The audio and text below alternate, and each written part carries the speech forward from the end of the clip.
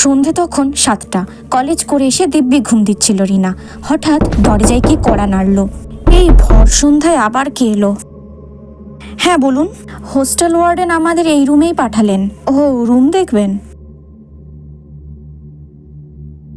ও আমার মেয়ে নন্দিনী, তোমার সাথেই থাকবে, তবে ওর একটু সমস্যা হয়। কি সমস্যা?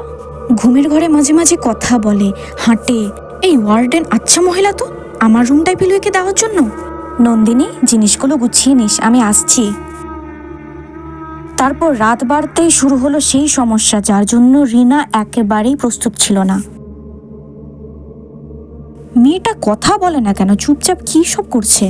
আর সেসবে গুরুত্ব না দিয়ে রিনা ঘুমিয়ে পড়ে, কিন্তু হঠাৎ একটা আওয়াজে উঠে যায়। নন্দিনী, তুমি ঘুমাওনি?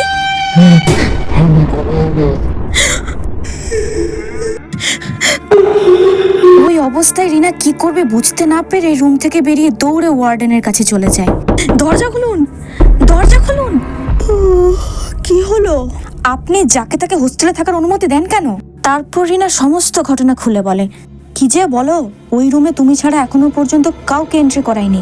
চত্বর রাত বিরেতে ঝামেলা। তুমি নন্দিনীর কথা বলছো? নন্দিনী। তুমি জানো, নন্দিনী নামের ওই মেয়েটা 5 বছর আগে মারা যায়। যেদিন সে হোস্টেলের এই রুমে উঠেছিল, 26 ডিসেম্বর, সেই রাতে ওই মেয়েটা আত্মহত্যা করে। কারণ জানি না, প্রতি বছর এই দিনে ওই রুমে তাকে দেখা যায়। যারা জানে তারা আজ ওই রুমে রাতে থাকে না। তুমি চাইলে আজ আমার রুমে থেকে যেতে পারো, আমার রুমমেট বাড়ি গেছে।